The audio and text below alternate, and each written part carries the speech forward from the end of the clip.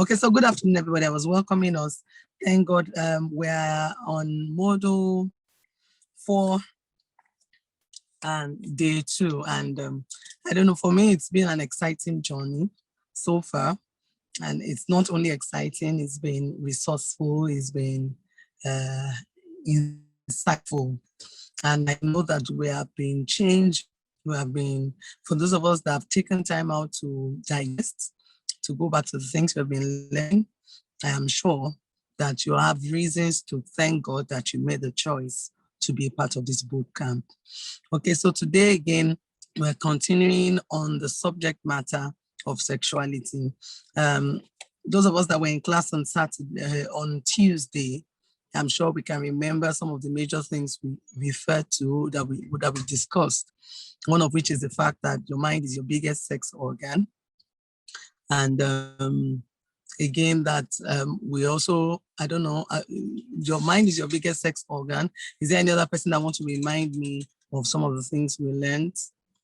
You want to remind me? You want to remind us now, please? You can put it in the chat box. Remind us concerning Tuesday. I remember that we also talked about setting your boundaries, developing your values, your sexual values, and the boundaries, sexual values and boundaries. So anybody else, you want to say something, either on mute? Okay, say someone, yes, I must have boundaries. Okay, so fine. Yes, anybody else, you want to remind us some of the things you took from that class as essential. Our guest is in the house already. I want us to just do a quick recap and then we give him, we introduce him and then we can go on with today's class. Anybody else you want to put, are you putting something in the chat box or you're muting and sharing with us? We'd love to hear your beautiful voices. Okay. I also learned that it's important that we should make God our paradigm, that we should free our mind from every impure information. Good, great. Thank you for sharing. Good to have you on board. Okay, so today we're going to be taking that a little further now, looking at it in a more practical perspective, and then I'm sure you're ready with your questions. Our guest is in the house, Mr. Stephen Olusa is here with us, and I am sure, as I have heard, and that I am also prepared to learn, that he's an enthusiast of the family and lover of family and has been in that now. Let me just quickly read his profile and then we'll get into the session straight ahead. He will be sharing with us briefly before we go into the question and answer session. Mr. Stephen Olusa is a lover of family life with a passion to see it expressed in its pure and God-ordained form. Presently, he is the head of the Couples Fellowship in the Citadel Global Christian Center, formerly known as the Lateran Assembly. Is a lover of the truth in sexuality matters and has functioned in that capacity in the Church Family Center too. He's a digital payment professional with experience spanning service, delivery management, innovative and profitable business growth, business strategy, analyst, and business intelligence. Mr. Stephen is married to Faith Olusa, and they are blessed with 2 lovely children.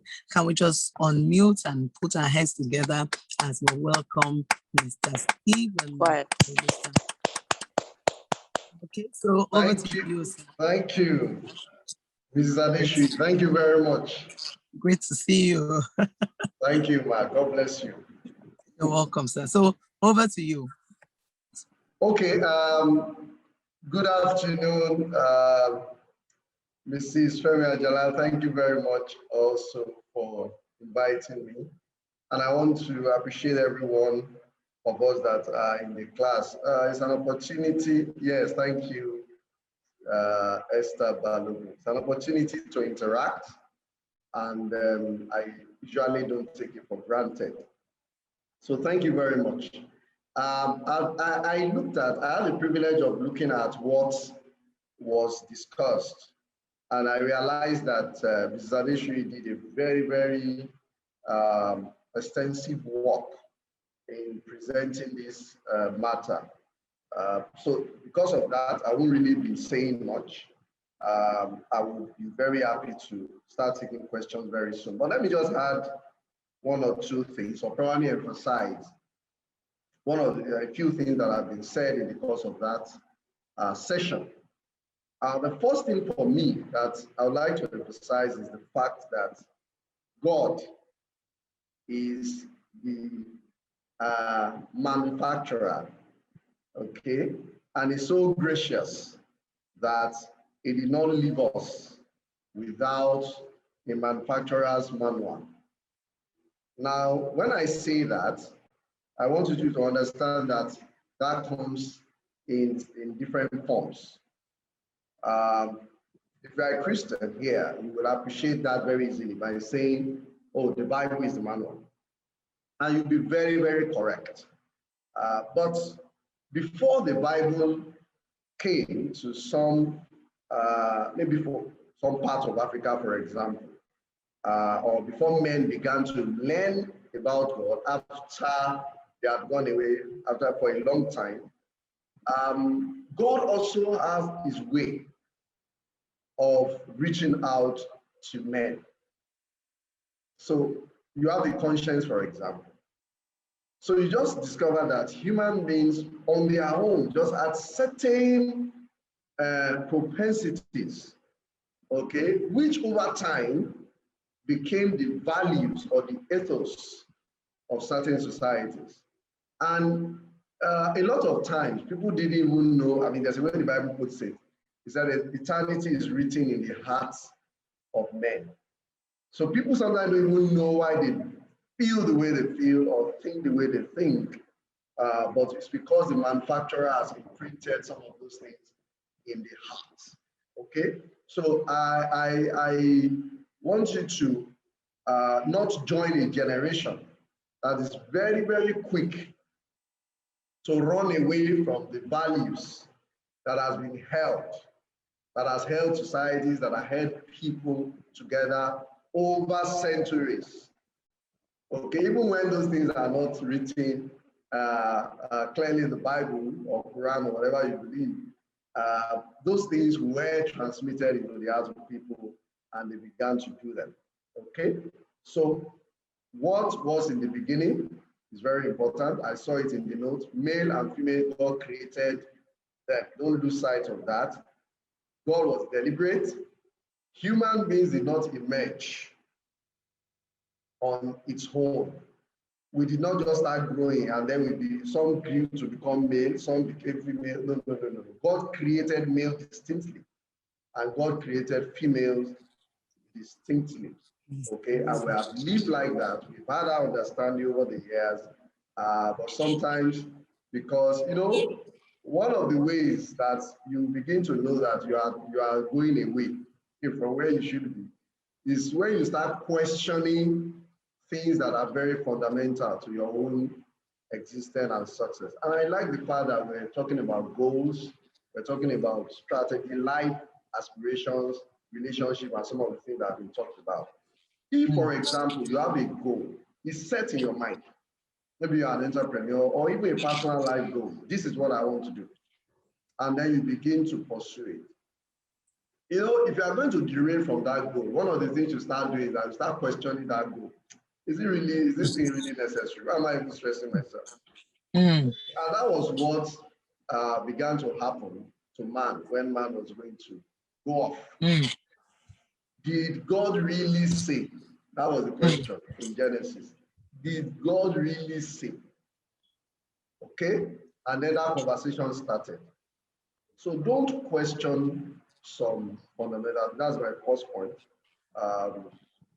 To the extent that you begin to throw off values that have held us together over the years, there are stability factors, and don't lose them. Okay. The second point is that God is not against dynamism, so that you don't think we are teaching you that God doesn't want us to explore and move forward and do new things. No, that is not because God is very dynamic.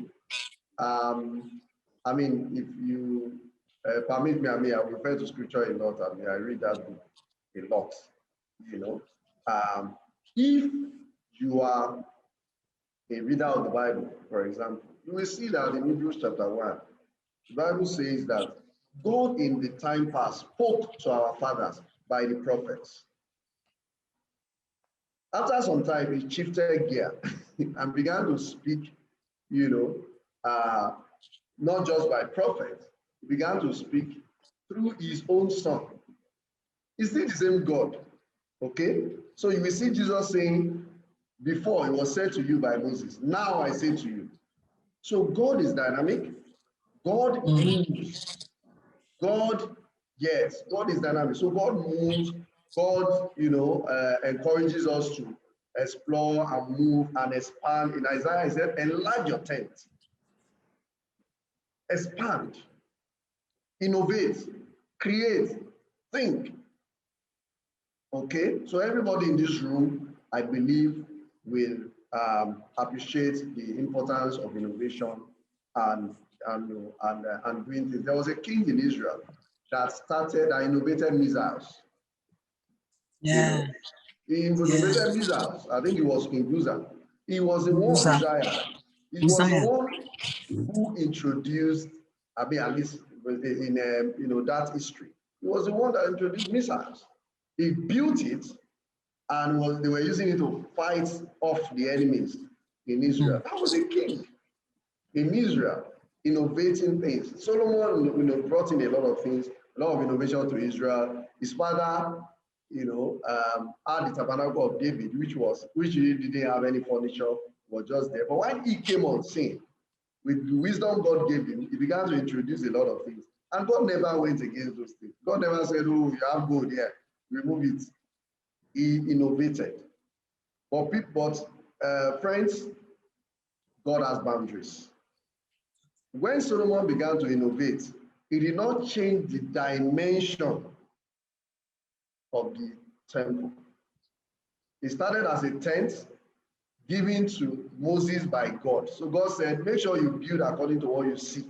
Because this thing is in heaven. They're just showing you a prototype so that you can build it here. Don't go and build another thing. So Moses followed that prototype. Okay? By the time it was Solomon's time, he didn't say, oh, we are the young people now, we are dynamic, and then do away with all of those details that God gave Moses and build his own. No. He used different materials. That's the dynamism, but he did not shift the boundaries. He retained the landmarks that God put there. Okay?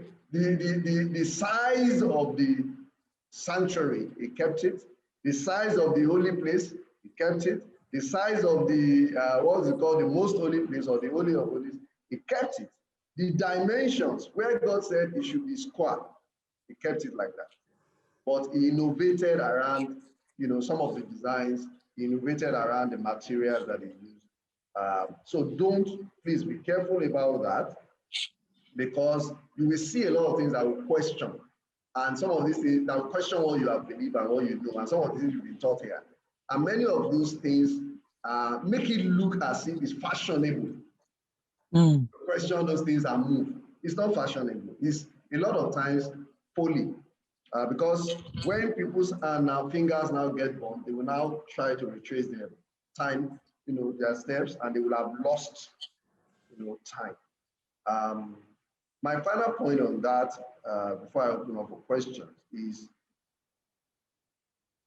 if you take a careful look at nature, sometimes, I said even before the gospel came, Bible came, people learn, God has put things in the heart. If you look at nature, look at animals.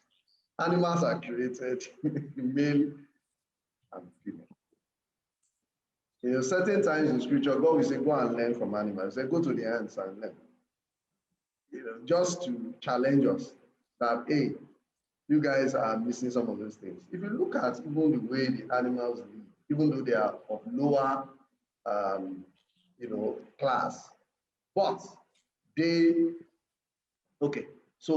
also are able to retain some of the things that God has put in place.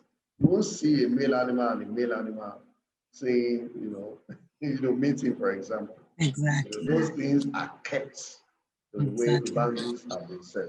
So on that Exactly. note, I will, just a footnote I thought to add, I will stop and take all the questions, trusting that we'll be able to add value. Thank you very much. Thank you so much, sir. Thank you for that. It's amazing. And it's good. It's good to mention those things, keeping the ancient foundational structures, what God has already put in place. And that's so critical. We can't change that. Okay, so let me start off the question. Thank you so much, sir, one more time. There's something that sometimes I've seen people, I personally have had to counsel a lot of young people who have had issues with sexuality. And I really want to ask, are there childhood experiences that tend to affect sexuality? I want to, because some people might be struggling with things that come from childhood that they don't know. So are there childhood issues that can affect sexuality? Please, I'd like you to clear that. Thank you, Ma. Absolutely true. There is the principle called the principle of tabula rasa. Tabula rasa means that a child is born like a clean slate without anything written on it. Mm. But as that child begins to grow, things are being written on it. Okay. So nobody becomes who he or she becomes without the influence of his or her childhood experience. What could be bad is some experiences will dent the child, and the child will never, except there's an intervention, recover in that aspect of life. Mm. We have had people, before I go to sexuality, we've had people who resent the whole idea of marriage just because they grew up in an environment where their parents just didn't get it when it came to marriage. We've had to deal with issues like that. We've had people who came for cancer, they want to get married, and right in front of you while you were discussing the marriage you're about to go into, they are expressing doubts whether this thing can work. Okay, so it's the answer to that is yes, but the good thing is that there's always help. Okay. For anyone in whatever area that life has been affected. Okay, one of the most terrible thing that can happen is to suffer in silence. That state makes you feel that nobody can help you. You are the only one who understands what you are passing through. It's a lie. You are not the only one. There are so many others who can help you, who understand, what it is that you're passing through. So there are experiences in life that by the time you start engaging experienced counselors, for example, and they start asking, in fact, there are some experiences you may not even realize. Yes, so I would like you to perhaps give us some examples. So sometimes those things happen, they are recorded, and they begin to influence the way you think, but you never even realize that they are there until situation permits you to pull it out. I will give two examples. I mentioned the example of people who are not, they don't want to get married because of the issues. There was a particular set of young people who were counseling. And as we discussed, we started asking some questions, okay, around the childhood years. And I started probing into things around the father, the mother, and all of that. And along the line, he broke down and started crying. It was at that point that we realized that he was carrying the hurt of the way the father treated the mother. Mm. And that hurt was in his heart. And he was going into another home to start another home with the hurt of the past. He didn't even realize it was there. Because when we started, I said, your parents, they're fine, his father had wives and all of that. But they are okay, he's fine. I said, was there any childhood issues? He said, no, he's fine, he's ready to go and all of that. But when we started groping, he broke down. I started crying. So it was at that time that he realized that he's carrying. So we had to pause the counseling process and deal with that hurt. Because what is going to happen is that when he gets into that marriage, two likely things may happen. He can try to modify the father figure he saw. So the father behaved in a particular way. He doesn't want to behave that way to his wife. So he takes that's what the father was doing and modify it in the way he thinks is best and begins to behave that way. That is one possibility. Another possibility is that because he's fighting against something, he can begin to behave to the wife in such a way that he does not be the man in the house. He doesn't take charge.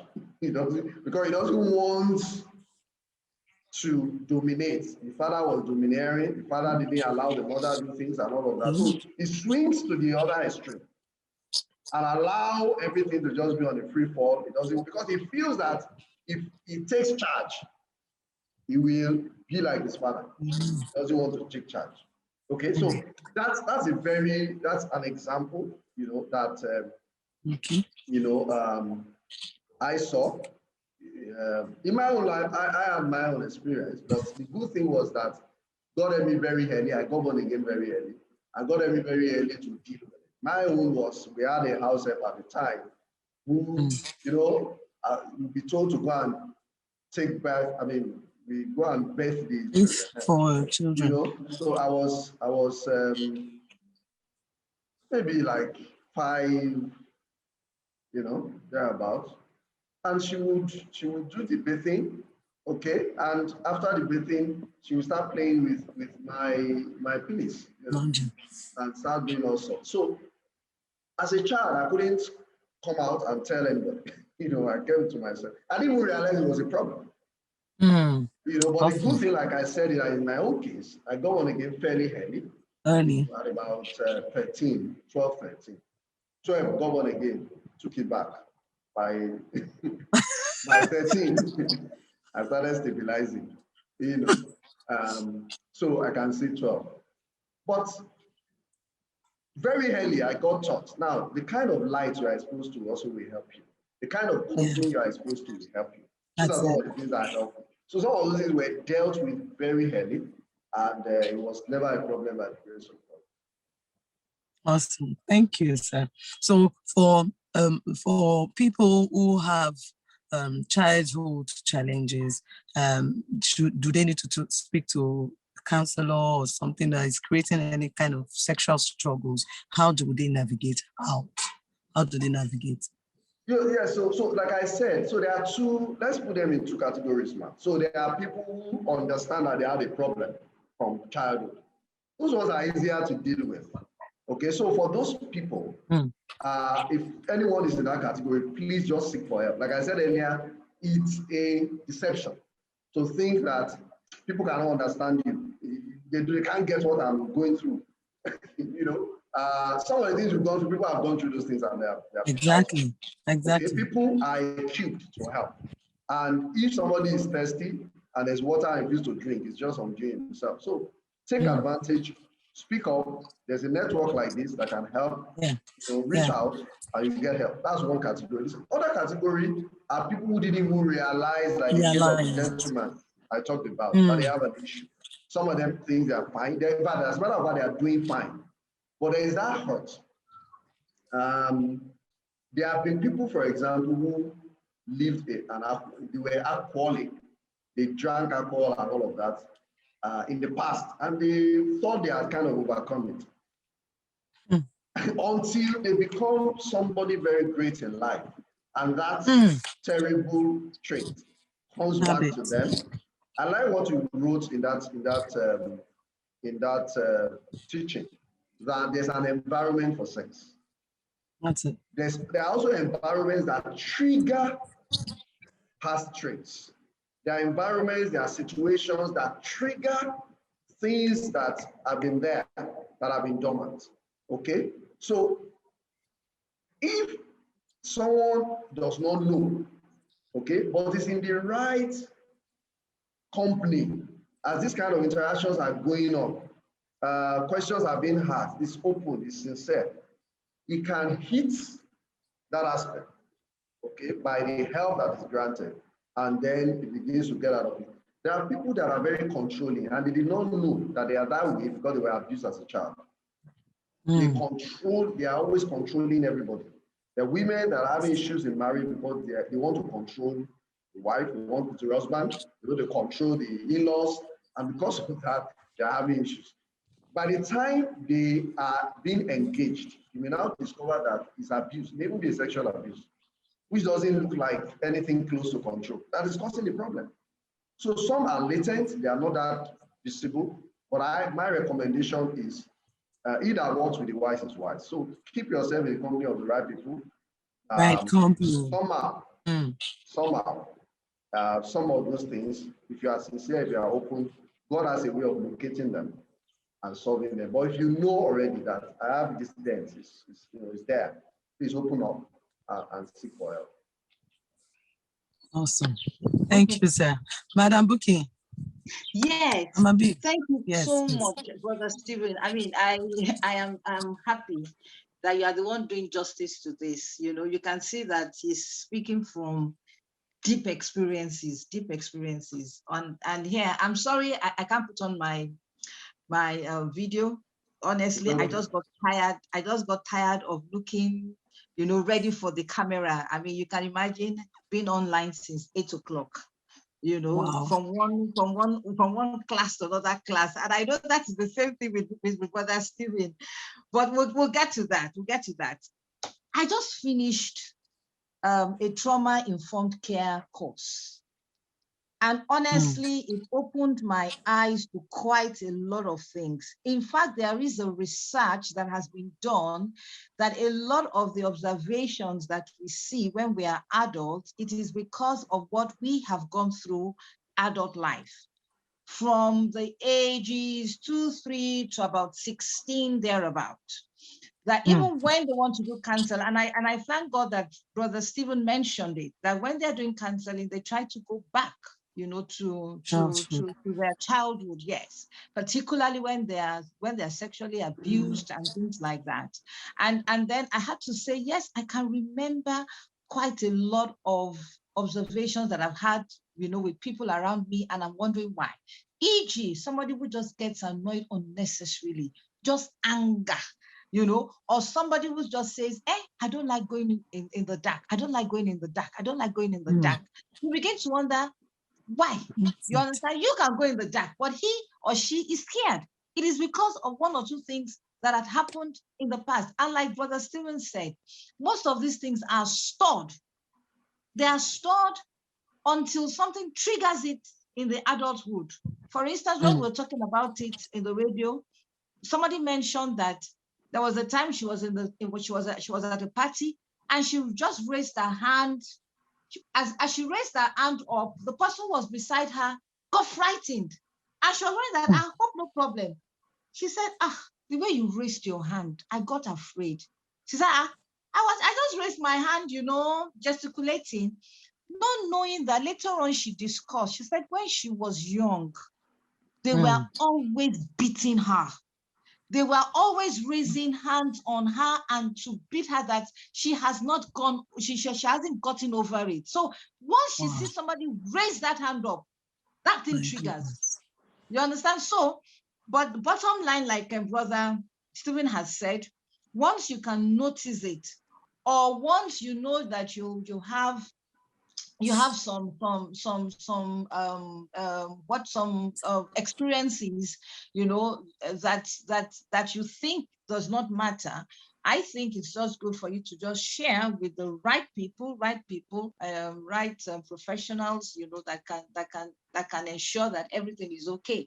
But where you know that, yes, this is a big problem, particularly when it comes to sex, even with those that are married, there are times that sexual abuse also affects, your relationship with your spouses and all that.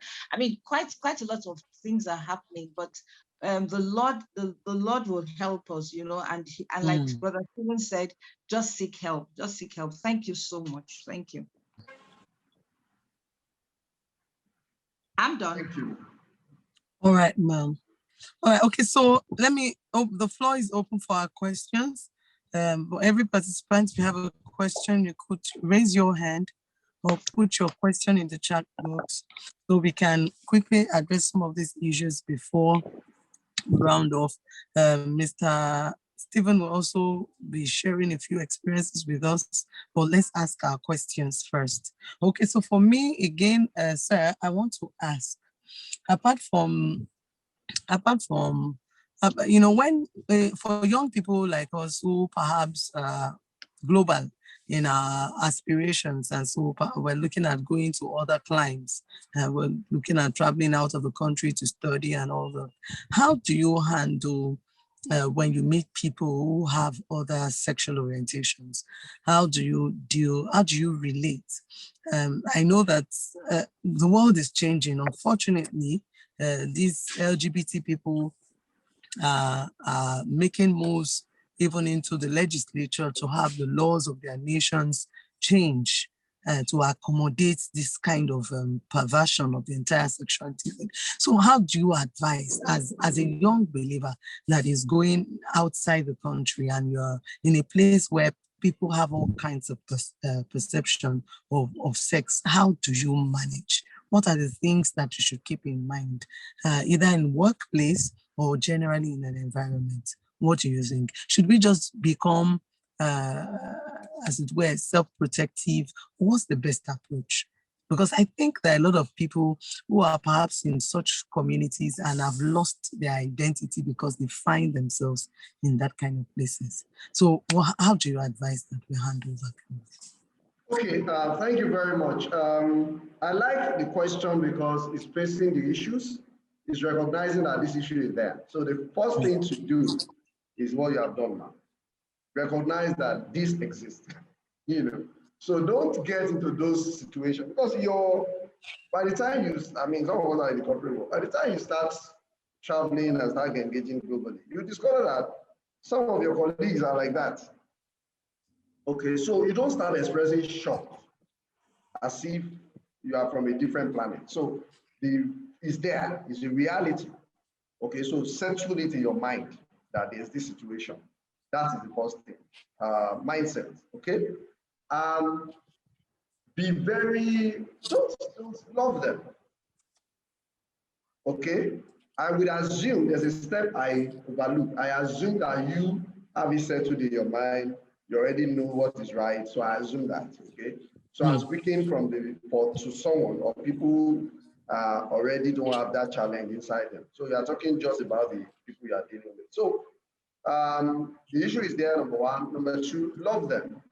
Don't behave, don't resent them based on what you've seen. I recall that, when you were introducing me, you mentioned that I operate at what we call the Family Life Center in church.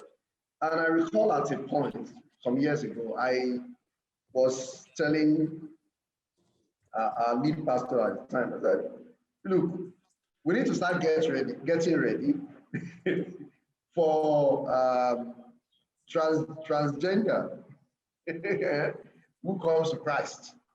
And the man, he looked at me. He said, really? I said, yes. So by the time I said, unless we don't believe that God can change them. He said, it's true. So what happens? Okay, somebody has changed from Stephen to Stephanus. Stephen to Stephanie, and then he's now born again, and he has, done stuff on his body. So he comes back to meet you, and he says, he comes to meet Adeshokon, for example, or Tosin, who has been talking to him about Christ or something. And now, he comes and says, now I'm accepting Christ. So what do you tell him? So are you going to call him brother Stephen or sister Stephanie? So I was challenging our leaders to think that way and say, let's get ready. Don't put it up a shock. Somebody comes and says, I'm homosexual. Don't start, because once you do that, you send them. So love them without allowing it to change your belief. Pray for them, show them love. Let them know that the fact that you love them doesn't mean you won't show concern about issues that you see. Okay, so let it just be like, oh, this is a concern, not that I hate you. Okay, if it's your roommate, for example, keep being your roommate. You don't, because of that, pack your things and leave the room. Yeah. So you are there because light cannot be running away from darkness. So you are there to influence him. So if you are praying for 1 hour before, please add some 30 minutes to your prayer, holding that 30 minutes for him. Okay? And then you will see how things begin to change. Let me share this very quickly. I used to have, when I was in the university, I had a roommate. And he was raw. He was really off. Involved in all sorts. Cultism, just name it. Smoking, with all sorts of nonsense that was doing. And I began to tell him about Christ. But of course, he won't listen. So he would sometimes bring his fellow cultists, they will come to the room. They will give me my space. Oh, pastor, but they are doing their nonsense. They will do things that sometimes we won't want to get me angry. I will manage it. You can imagine as a student, somebody comes in, take your pot of soup and eat it. And then you are coming to eat, you discover that your soup has been taken. I say, pastor, sorry, and we continue like that. And eventually, we stopped being roommates. I was fasting, I was praying for him. Once in a while, he would come to his senses, he would follow me to fellowship with God. But he never really. So, final year, we stopped living together for about 2 or 3 years. I just only saw him in my department, and he came to see me, and he said, please, he wants to see me. I said, what is it? He said he just realized that all the things I've been telling him are true. So he just told himself he must look for me. Awesome. That's interesting. I fasted, I prayed, I did everything. About 3 years ago, the guy didn't budge. So I left it.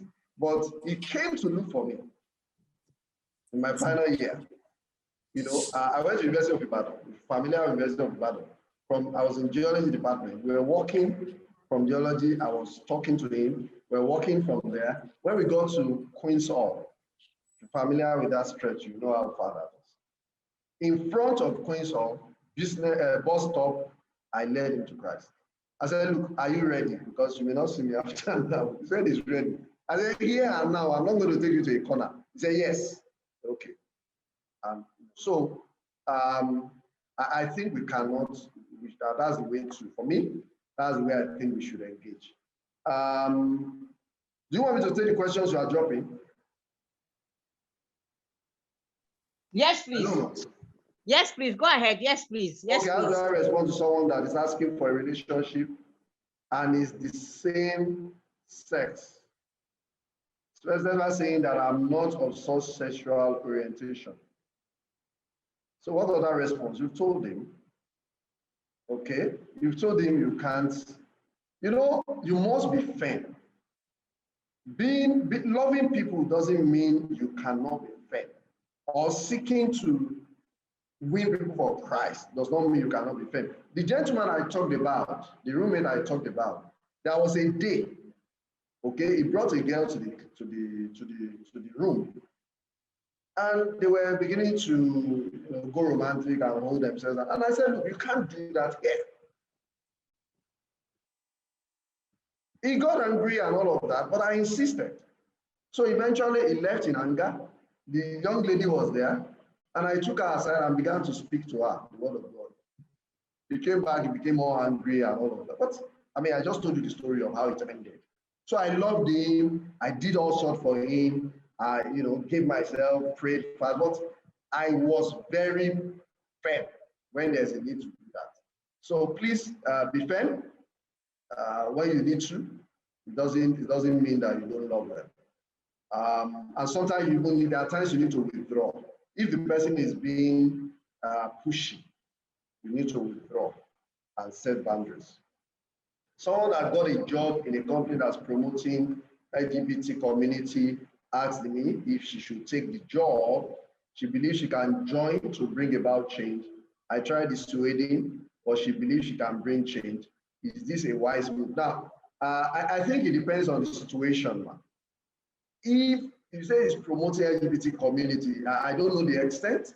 If what it means is that it accommodates people, okay, it doesn't discriminate against it, recognize people in that state as a company policy, and it doesn't go beyond that, I don't see any reason why she cannot join. Okay, like I said, light will not run away from that. But it is an active participation that even makes it part of your job. If you join, part of your job is that you will have to do things that will promote LGBT. You are going to organize carnivals for LGBT. You are going to design, maybe it's a marketing firm, for example. Part of your work is that you are going to be designing, adverts, okay, that promotes LGBT. Of course, you can't do that. The Bible says, woe to those that mix drinks. So you can't be mixing drink and giving people, and they are being hurt, and you say you are not drinking it. Okay, so from that perspective, I would also agree that you should not join. How do I manage a partner that's always asking for sex over and over again? It's looking more like an addiction than pleasure. Are these people married, man? This some of them are married. Some of them are married. Some of them are not married. So I think, for clarity's sake, the person who is asking the question should actually tell us if she's married or she's not married. Sister Shalakwe knows more about their profile, or the admin. But the person who is asking the question should also let us know if she's married or if she's not married, so you will be able to tackle it appropriately. It's married. Oh, fantastic. Okay, she's married. Okay, thank you very much. A partner that's asking for sex over and over again. I will attempt to answer this question, but really I don't like to answer a question like this because it doesn't give enough information, and I don't like to say things that can be taken out of context. There are questions ordinarily I will have asked, because when you say it's looking more like an addiction, who is defining that? What are the things you see or you are seeing that's making you come to that conclusion? Because again, like we said earlier, and I think Mr. Ajala made that point very clearly, sometimes where you are coming from, okay, it's because we're not talking exactly about marriage, that's why I didn't go there. Where you are talking from has a lot to do when it comes to marriage.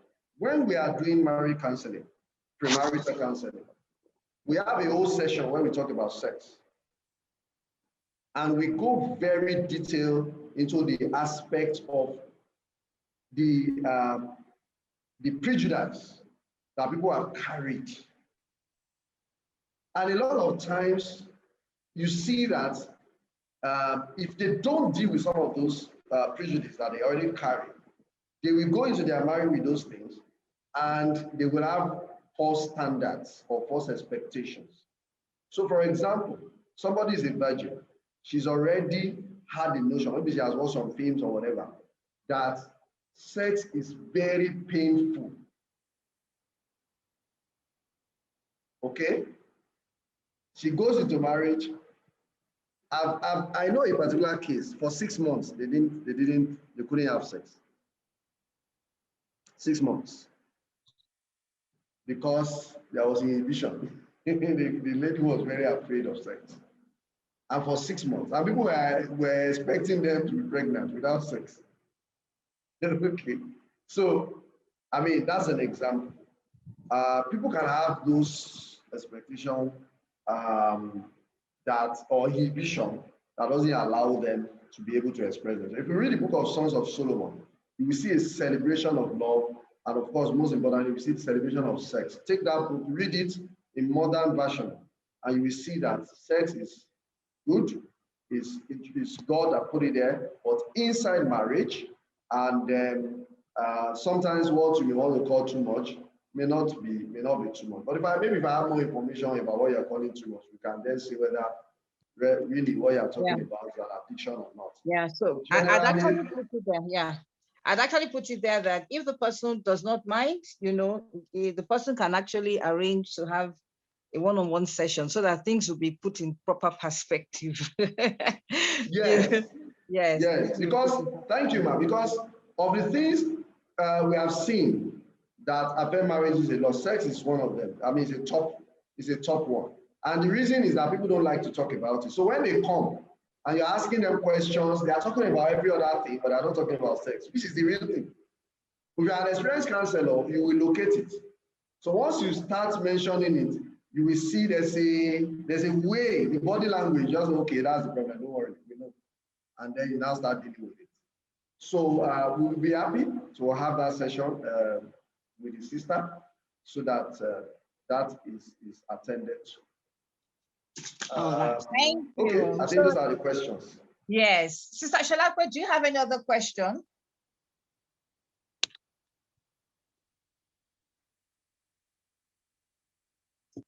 Okay. Okay, our internet has thrown her out. I can see her. Oh, okay. Well, I don't know if you are muted. There's another question. Sorry. sorry.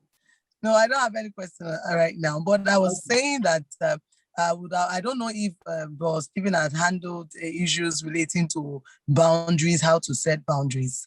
How do you set your boundaries? I think someone was asking a related question. I don't know. If someone... Incidentally, I wanted to share an experience, but I wanted to ask their question so that we don't deprive people. Boundaries is very important. Okay, it's very important. I will go again to what you said, you wrote in the presentation. There is always a right environment for sex. Very true. So be conscious of that. You don't bind sexual feelings. You run away from it. It's one of those televisions that bind you. No. Just leave the place. Don't stay there and be talking. Don't start there and be quoting Bible or whatever you do. Get out of the place. Now, setting boundaries could be as simple as don't go to,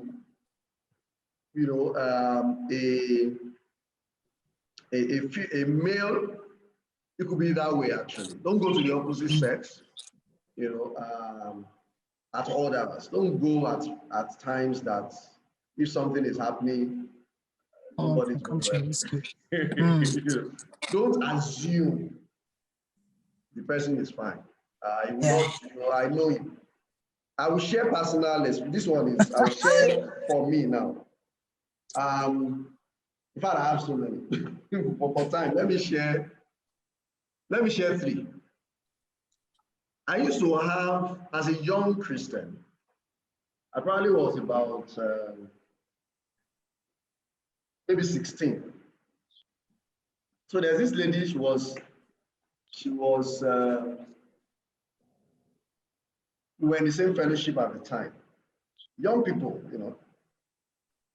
And I was already, in leadership at the time of the fellowship. So people will come and say hi. Of course, I was with my parents. I had finished secondary school, but I had not gotten admission into university. So I was relatively free. So I would be at home most of the time. My parents are not around. So sometimes people just stop by and they know I'm around. So I noticed that she was beginning to come frequently. Okay. And I also didn't deceive myself. I knew that if I'm not careful, this girl can get me. Okay, she had it all together, if you know what I mean. So she could easily seduce a man. So, and I'm young, I'm 16. So all the adrenaline, everything was wrong. So what I did was, and again, I was a leader in the fellowship. I didn't want to be hostile to her. So what I did was, anytime she came, I will open the doors and I will ensure that we are sitting very close to the door. So all of our conversation was always, we never went too much into the house. We just be very close to the door. And I will always say, I need to do something. Don't find a way of pushing. Now, that was the wisdom I had at that age, at that level. If it were now, maybe I would just say, look, you can't come to see me. I'll probably be more forthright, which is what I would counsel. So just sorry, you cannot come to see me except this time because I'm always busy at this time. Something like that. So after some time, she got the message and she began to adjust. Okay. But I had another one who did not get, well, maybe got the message, but insisted. But didn't budge. So she became close to my younger sister and began to come as if she's coming to look for and then was using that to get him. But it wasn't working. Then she wrote and proposed for us to have a relationship. Don't forget, I was a young man. And I'm not talking about ladies who are not beautiful. So I saw it. I said, oh my God. I couldn't tell my younger sister because we spoiled their friendship. So I called her, I faced her. I said, I got your letter. And then I had that conversation. I cannot do this. And I went into scripture because she's also supposed to be a believer. So went into scripture. That's a common ground we should both understand. So eventually, she hated me for a while. She moved away and, she didn't like me and all of that. But I was very forthright, very blunt. But after some time, she started coming around. She saw sense in what I was saying. And of course, she had a lot of respect for me for the time, for the years that we knew ourselves. More recently, let me share this. I had someone who had an issue, in our former relationship. And then she moved to stay with a friend. Okay? Then the husband of the friend began to make advances to her. So she got worried. She needed a place to stay. She just got out of a broken marriage, actually. So she was very emotionally, she was down emotionally. And then she got to a place where she thinks she could have a refuge. Somebody is doing that. So somehow a pastor friend escalated the issue to me and said, look, they have this girl, they need a place where she could stay. I said, okay, fine, let me check with my wife. Check with my wife. My wife was fine. So I said, she should come. So she stayed with us for years, actually, eventually. It turned out to be years. But the first thing I did was that, even though we're trying to help her, I set very clear boundaries. Right. Because I know she was emotionally unstable. So I can't say I'm loving her and, so no embrace, no body touching, nothing.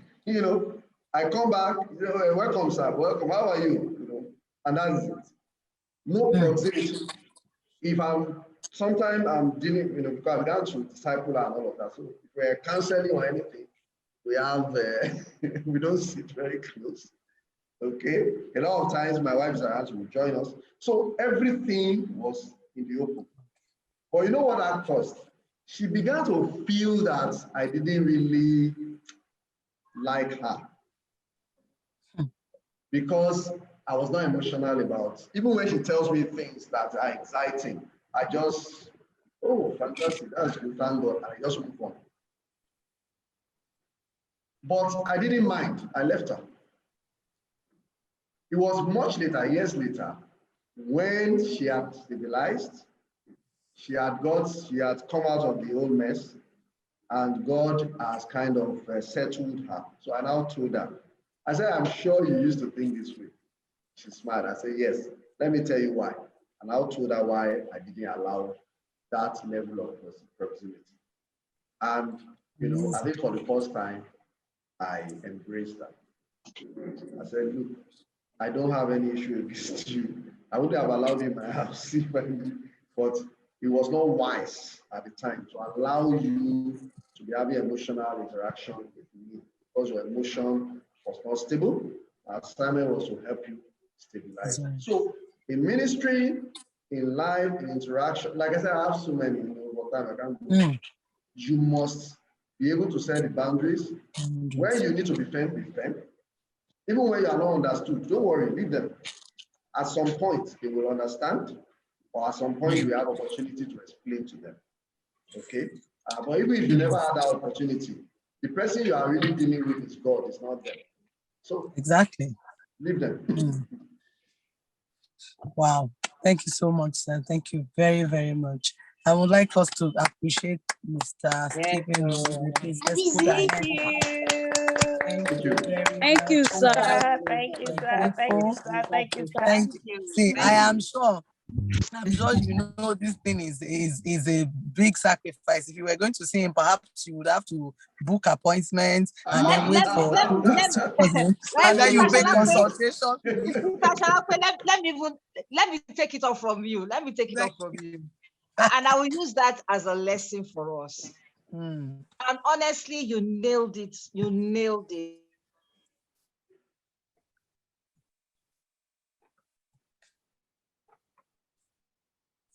We can't hear you, man.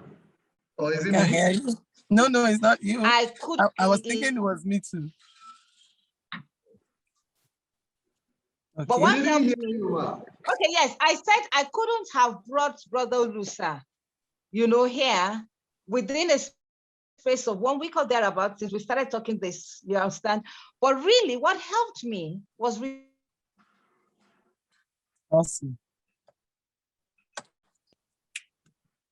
Sorry, there's a call, but I'm cutting it. Yes. When we were talking about relationship, I did mention that it is a currency we spend. You should know how to fuel relationships. You should know how to gather and harness relationship. I had met him in church, you know, we had been talking, you know, hi. We got to know that we went to the same University of Ibadan, great UI, you know, and all that, you know, and we talk, hi.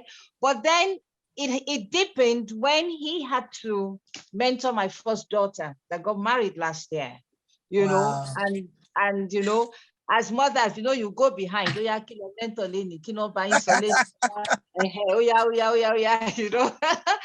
you know, and that was when, you know, I had deep regard for him, you know, and then of course, his portfolio changed in church, you know, handling the couples fellowship and all that. So it was purely relationship, you know, that made me to get him here within 1 month. I mean, you will have booked because he's a very busy man.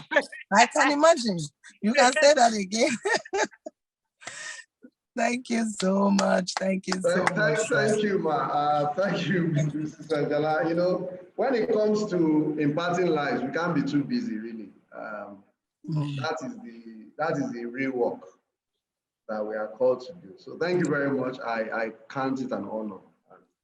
I appreciate it.